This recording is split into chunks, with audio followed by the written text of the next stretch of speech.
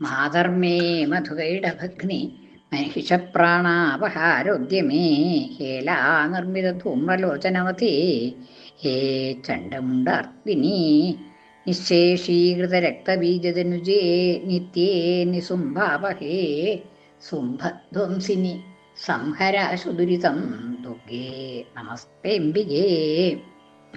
ദേവി മഹാത്മ്യം തുടരുകയാണ്. സുംഭനും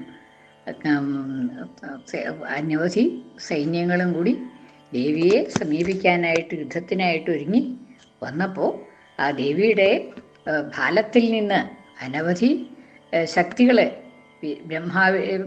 വിഷ്ണു ശിവന്മാരുടെയും സുബ്രഹ്മണ്യൻ്റെയും ഒക്കെ ശക്തികൾ അതാത് ദേവന്മാരുടെ രൂപത്തിൽ പുറത്തേക്ക് വന്നു എന്നാണ് പറഞ്ഞത്. യുദ്ധത്തിന് ഒരുങ്ങിയും സർവ്വ ആയുധങ്ങളും ആഭരണങ്ങളും ഒക്കെ ആയിട്ട് ആ യുദ്ധത്തിനായിട്ട് ഓരോരോ ദേവന്റെയും ശക്തി,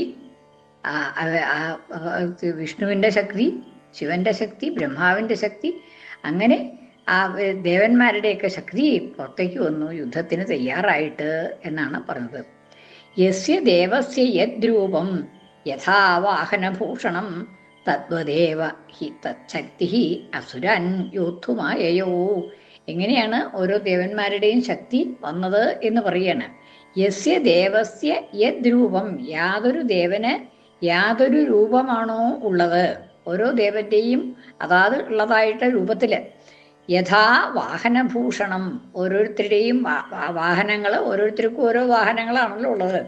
അങ്ങനെ ആ വാഹനങ്ങൾക്കും ഭൂഷകൾക്കും ഓരോരുത്തരുടെയും എന്തൊക്കെയാണ് ആഭരണ വിശേഷങ്ങൾ ഉള്ളത്, ആ തരത്തിൽ എങ്ങനെയൊക്കെയാണ് ആ താത്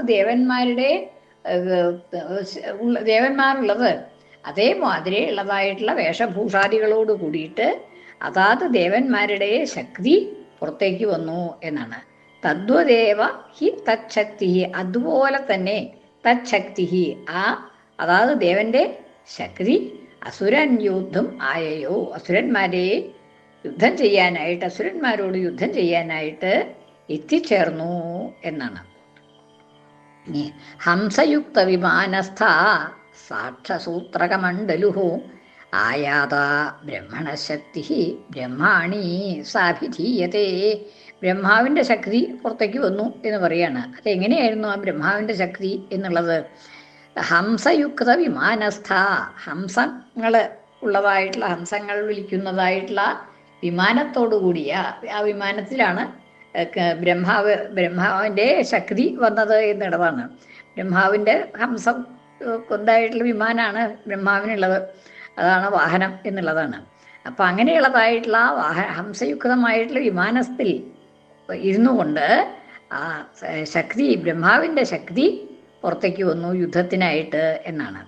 ആയാത ബ്രഹ്മണശക്തി, അങ്ങനെയാണ് ബ്രഹ്മാവിൻ്റെ ശക്തി വന്നത്. സാക്ഷസൂത്ര കമണ്ഡലുഹു, ഹംസയുക്തമായിട്ടുള്ള വിമാനത്തിൽ ഇരുന്നു കൊണ്ട് സൂത്ര കമണ്ഡലുഹു, അക്ഷസൂത്രം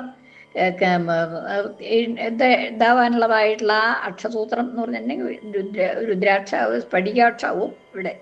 ആ സ്ഫടികാക്ഷസൂത്രം കയ്യിലുണ്ട്, കമണ്ഡലുഹു, കമണ്ഡലുവും കയ്യിലുണ്ട്. അങ്ങനെ ആയാതാ ബ്രഹ്മണശക്തി, അങ്ങനെയാണ് ബ്രഹ്മാവിൻ്റെ ശക്തി വന്നത്. ബ്രഹ്മാണി സാ അഭിധീയതേ, സാ ആ ദേവിയെ, ശക്തി എന്ന് പറയുമ്പോൾ ഒക്കെ ദേവി രൂപത്തിലാണ്, സ്ത്രീ രൂപത്തിലാണ് ശക്തികളൊക്കെ. അപ്പം അങ്ങനെ ആ ശക്തിയെ ആ ശക്തിക്ക് ബ്രഹ്മാണി എന്ന് പറയുന്നു എന്നാണ്. ആ ബ്രഹ്മാവിൻ്റെ രൂപത്തിൽ ആഭരണങ്ങളോടുകൂടി വന്നതായിട്ടുള്ള ആ ശക്തിയെ, ആഭരണങ്ങളോ വാഹനങ്ങളൊക്കെ ആയിട്ട് വന്നതായിട്ടുള്ള ആ ശക്തിയെ ബ്രഹ്മാണി എന്ന് പറയുന്നു എന്നാണ്. ഇനിയും മഹാഹേശ്വരി വൃഷാരൂഢ ത്രിശൂലവരധാരിണി മഹാഹിൽവലയാ പ്രാപ്ത ചന്ദ്രലേഖാ വിഭൂഷണ. ഇനി മഹേശ്വരൻ്റെ ശക്തി, ശിവന്റെ ശക്തി എങ്ങനെയാണ് വന്നത്? മാഹേശ്വരി എന്നാണ് ആ ശക്തിയെ പറയണത് എന്നുള്ളതും അതിൻ്റെ ഒപ്പം തന്നെ ഇതാക്കുകയാണ്. മാഹേശ്വരിയായിട്ടുള്ള, മഹേശ്വര സംബന്ധിയായിട്ടുള്ള ശക്തി, മഹേശ്വരൻ്റെതായിട്ടുള്ള ശക്തിയെ മാഹേശ്വരി എന്നാണ് പറയുക. വൃഷാരൂഢ, വൃഷത്തിൻ്റെ പുറത്ത് കയറിയിട്ടാണ്. കാള ഭഗവാന്റെ വാഹനം, ശിവന്റെ വാഹനം കാളയാണല്ലോ. അപ്പോൾ ഈ മാഹേശ്വരിയും കാളപ്പുറത്ത് കയറിയിട്ടാണ് വരണത് എന്നുള്ളതാണ്. വൃഷാരൂഢ, വൃഷത്തിൻ്റെ കാളയുടെ പുറത്ത് കയറിക്കൊണ്ട് തൃശൂലവരധാരിണി, ശ്രേഷ്ഠമായിട്ടുള്ള തൃശൂലത്തെ ധരിച്ചുകൊണ്ട്, ആ തൃശൂലം ആണ് ഭഗവാന്റെ കയ്യിലുള്ളത്, തൃശൂലമായിട്ടുള്ള ആയുധം കയ്യിലുണ്ട്.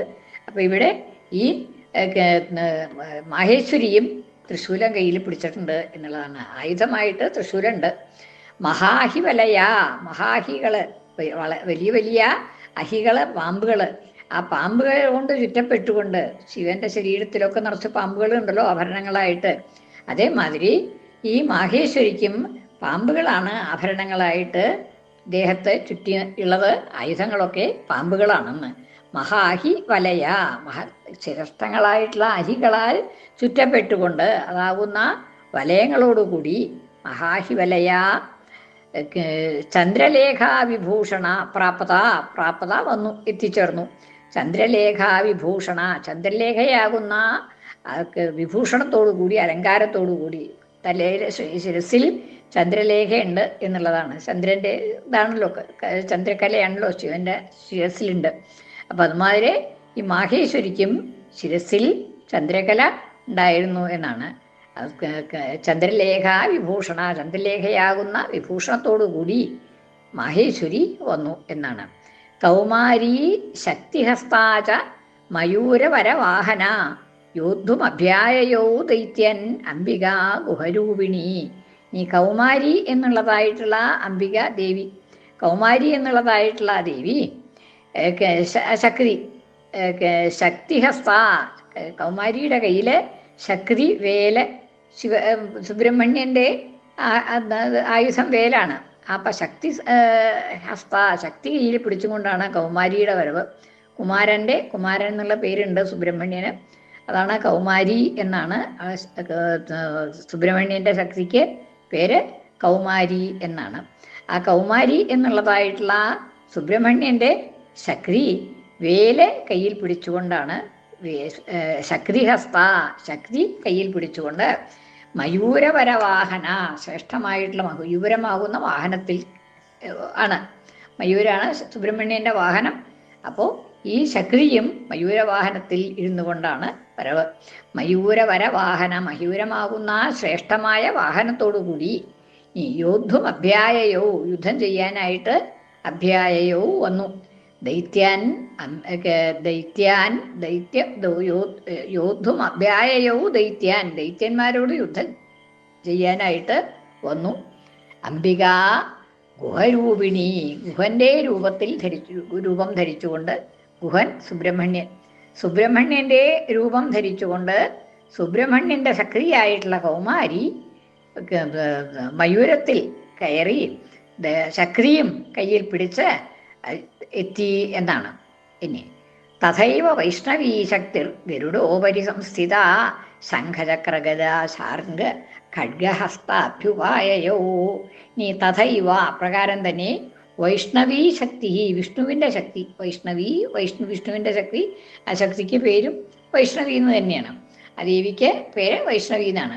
തഥൈവ വൈഷ്ണവീ ശക്തി, അപ്രകാരം തന്നെ വിഷ്ണുവിൻ്റെ ശക്തി ഗരുഡോപരി, ഗരുഡന്റെ പുറത്തിരുന്നു കൊണ്ടാണ് സംസ്ഥിത, ഗരുഡന്റെ പുറത്തിൽ വർത്തിക്കുന്നവളായി, സ്ഥിതി ചെയ്യുന്നവളായി.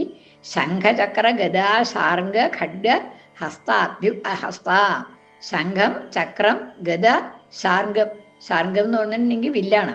അങ്ങനെ ശംഖം, ചക്ര, ഗദ, ശാർംഗം എന്നിവ, ഖഡ്ഗം, പിന്നെ ഖഡ്ഗം, ഇവ കയ്യിൽ ധരിച്ചുകൊണ്ട് ഹസ്താഭ്യുപായയോ അങ്ങനെ വന്നു എന്നാണ്.